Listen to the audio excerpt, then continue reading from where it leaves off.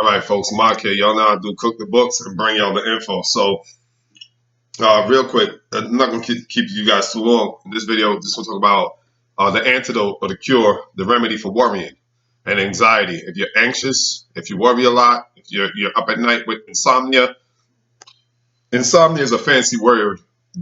Sounds fancy just for saying being tormented. You're being tormented at night with your thoughts. Uh, the excellent remedy for that is found in the book of Matthew, where it is written, and I'm paraphrasing. It says, "Take no thought for tomorrow." Okay, sufficient is the troubles of today, and tomorrow has its own concerns. Right?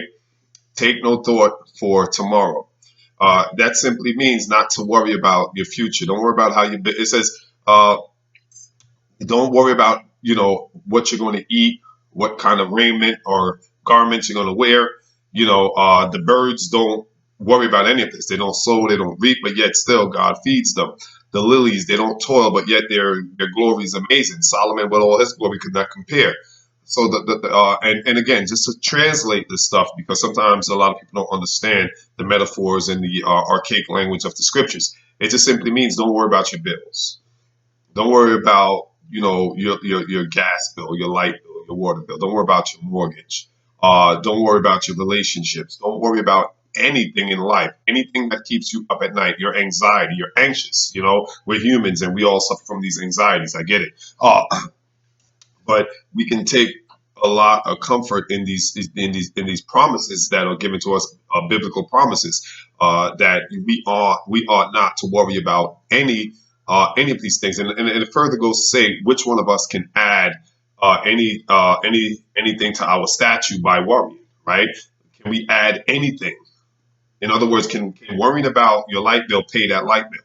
Can worrying about your marriage fix your marriage? Can worrying about your children messing up in school fix that issue? No. So worrying does nothing at all to add any kind of solution to the situation. So this is why it's a completely academical exercise and fruitless. This is a fruitless exercise in worrying.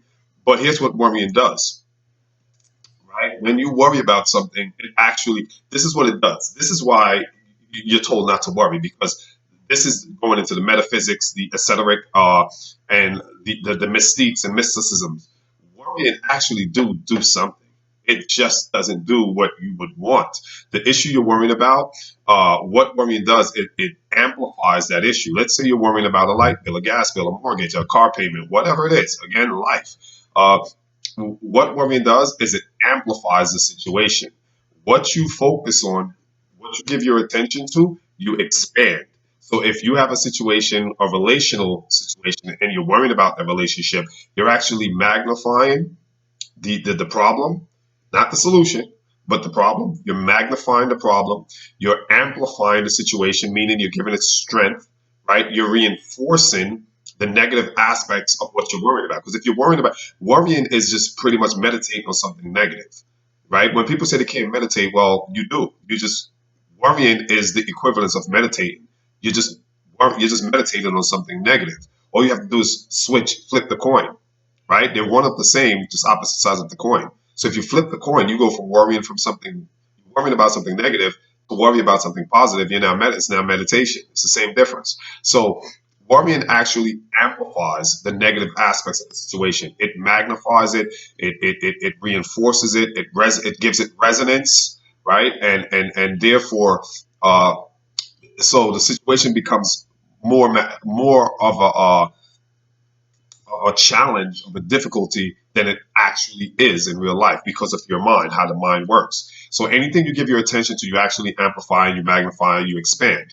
So that's why worrying about a situation is actually detrimental, because it doesn't change and fix the situation, but what it does is it actually has the opposite effect. It actually makes the situation, it exacerbates that situation, it worsens it. So this is why we are warned scripturally and biblically not to take thoughts about tomorrow, which tomorrow is, again, it's metaphoric for the future. Don't worry so much about your future. But some I can hear the other argument to that, right? Well, I got to make sure the bills pay. I got to make sure the car payment. I got to make sure the insurance. I got to make sure this. I got to and that right there is where again you're warned against doing that because now you're taking on you're gonna go into overload, right? You're gonna overwhelm, overload, and you're gonna break down, right? So that would be the argument. Well, I got to do this. I got to.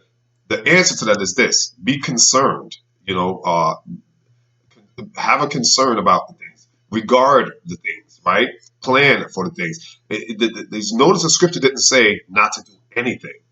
It actually tells you, it says, sufficient is the troubles of the current day, of the present day. So what it's saying is deal with that day. In other words, the choices I make today will manifest my future. If I have a future goal, I just need to work on today because today is all I have. The present is all I have. So if I'm doing what I need to do today, that's going to unfold and have a what's called a butterfly effect or a domino effect and trickle out into my future. So the things that I want in the future, actually manufacturing and manifesting them in today, and it will unfold tomorrow. Uh, Provided or there's other elements at play too, but you get my gist. So it's vitally important that we understand the principle of what was being taught in the scriptures there about taking no thought for tomorrow and you know not being anxious. Philippians actually says be anxious about anything. Don't be anxious about anything, but let your desires, your requests be known through prayer and supplication. So we have to pray for the things we want, the desires we want, but it's not to be worried about. It's not to be, like I said, you shouldn't be up at night losing sleep, tormenting yourself. And as I made a video before, I talked about the benefits of meditation. Meditation is an excellent way to be able to calm the monkey mind, which is what causes worry, the mind bouncing all around.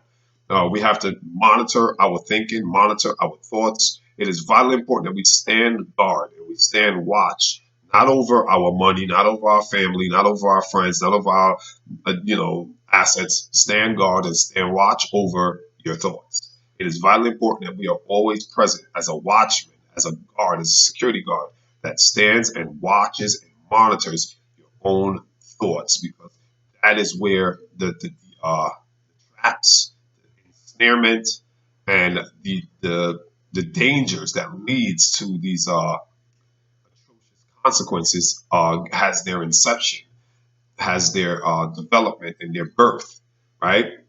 I spoke about mental health in my previous videos. I talk about pathology, right? And pathology is a study of how the diseases are developed. So mental illness, how you have to understand how it's developed. And if you can catch it and understand how it's developed, you can alleviate or mitigate or you can ward off the spawning, right? The birth of that. So again, worrying is a seed, okay? It is the seed of depression because out of that seed comes depression and other mental illnesses. A lot of times, if we can reverse engineer a person's mental health, we'll find that it began with some obviously external influence or external stimuli, and it got internalized and became a worry, right? It became what's called a thought form. It's a persistent and consistent and resilient thought pattern that does not get addressed or dealt with. And therefore, it metastasizes, it takes on what's called a thought form, a life of its own, and mental illnesses are the result and consequences of that. So I just want to really kind of drive that home. I've been seeing a lot in the news, a lot's going on in the world with people and the anxieties and the stuff like that. We're living in very troublesome times, and let us all stand guard and stand watch over our own thinking. Till next time, Ma, peace.